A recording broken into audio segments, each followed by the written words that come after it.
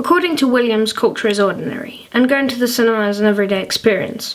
And through going to the cinema, we explore art. I will focus on cinemas in Warsaw because I know them well, and also because there is a great variety in types of cinemas with 1 national cinema, 24 independent and semi-independent cinemas, and 11 multiplexes. Back in the days of Golden Age Hollywood, it was very popular to build grand movie theatres that reflected the greatness of the movies and the stars on the screen. Now cinemas are more focused on the quality of the viewing experience, and in a way have lost the character of old movie theatres. Now almost all cinemas look the same, and we can link this with modernist ideas and international style. Because they are focused on providing the best experience, they are designed to fit Corbusier's idea of what a building should be, simple and fitting its purpose.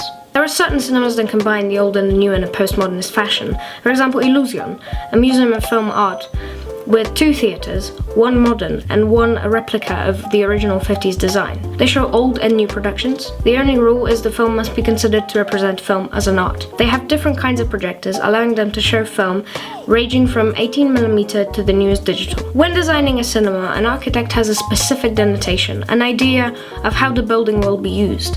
However, we can create our own connotations to those cinemas. To demonstrate this, I will talk about Kino Femina. In 1935, a new Warsaw tenement was erected on 35 Leszno Street. Its intended use, a residential building, possibly with a store or restaurant downstairs. In 1936, a small cinema is designed to fit on the ground floor. Originally, the cinema was focused on providing entertainment for female audience, hence the name Femina. In 1940, Femina Cinema was within the Warsaw Jewish ghetto and served as a theatre. After changes were introduced in the boundaries of the ghetto, it became a magazine for the Nazis. Later, the building was destroyed in the war.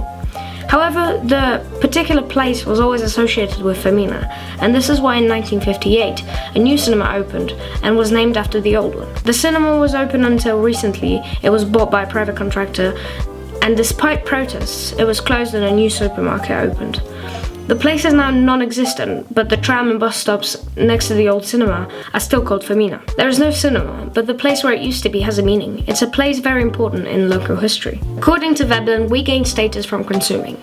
Cinemas are a great example of that. We can choose to go to a chain cinema, an IMAX, decide to pay for snacks, or we can go to an independent cinema, or we can consciously go to a nationally owned cinema to support film institutes.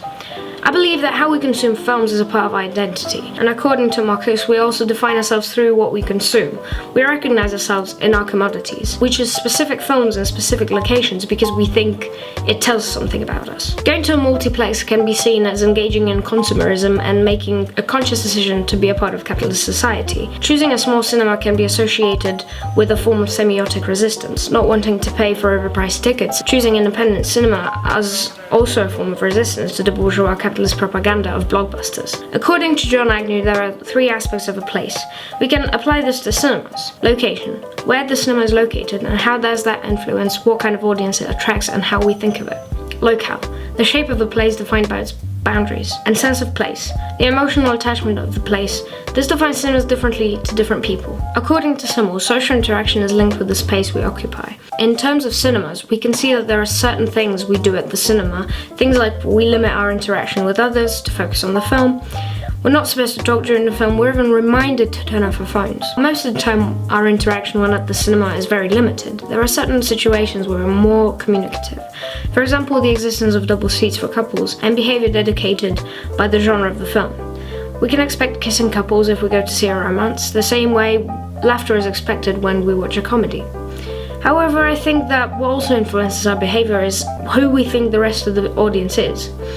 Festival audience is usually much more open with expressing things like laughing when watching a film because they expect other people to understand the film on the same deeper level and therefore have the same reaction to the same things. But when we go to see a film with strangers, we don't necessarily expect them to have the same reaction, so we hide our emotions. According to Adorno, we crave standardized products because they reflect our standardized lives.